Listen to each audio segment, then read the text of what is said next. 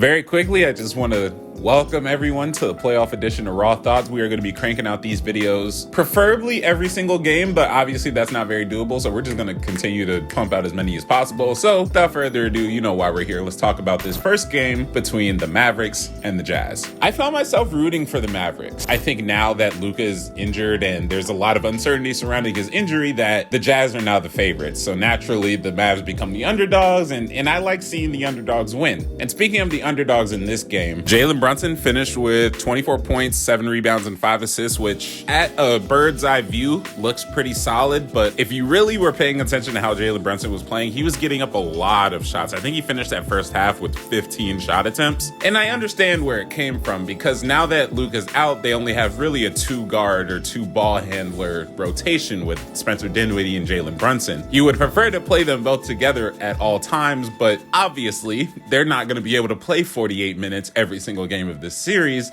so they have to stagger their minutes a little bit.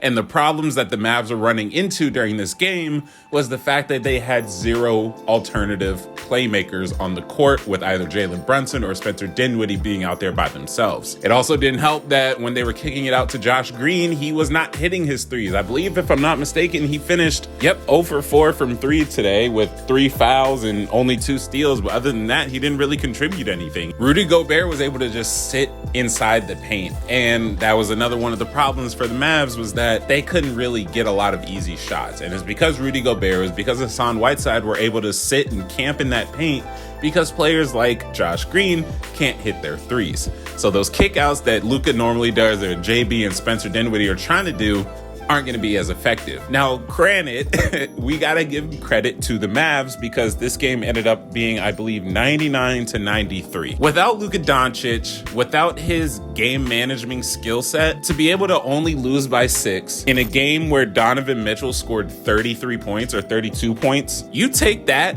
as an L, obviously, because now you're down 0-1 in the series, but you also take it as a win because now you've got a sense of how your team can play without Luka. So I think they really needed this first game in the playoff environment without their star player. Just get it under their belt now so that they know how to proceed going forward. And speaking of Donovan Mitchell, he had a very bad first half. He wasn't scoring. I think he was 0 for 9 at one point, I want to say, and he was just really struggling to put the ball in the basket. And it wasn't until the third quarter, where he finished that quarter with 19 points, where he really found his groove. And then it was looking like the Jazz game, and then in Jazz fashion, they lost that, or they blew that double-digit lead, and it got all the way down to 1. The caveat to that, I don't think the Mavs ever led in the second half. The Jazz had complete control of this second half, largely in part to Donovan Mitchell finally being able to take on more of that scoring load, because before him, it was Bojan who was saving this team's ass, but they found that spark in the third quarter. And a large part of this entire game is also due to Rudy Gobert, who I mentioned before, but I didn't really mention as much as I wanted to,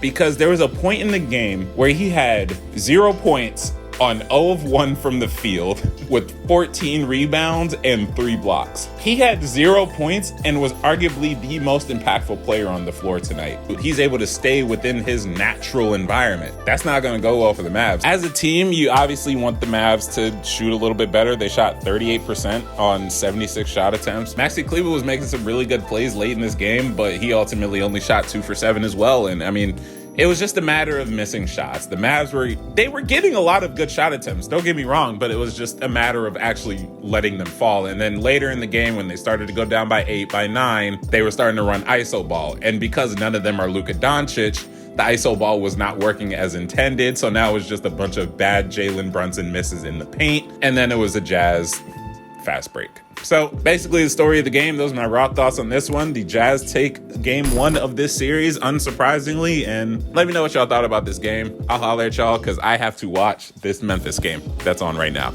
Deuces.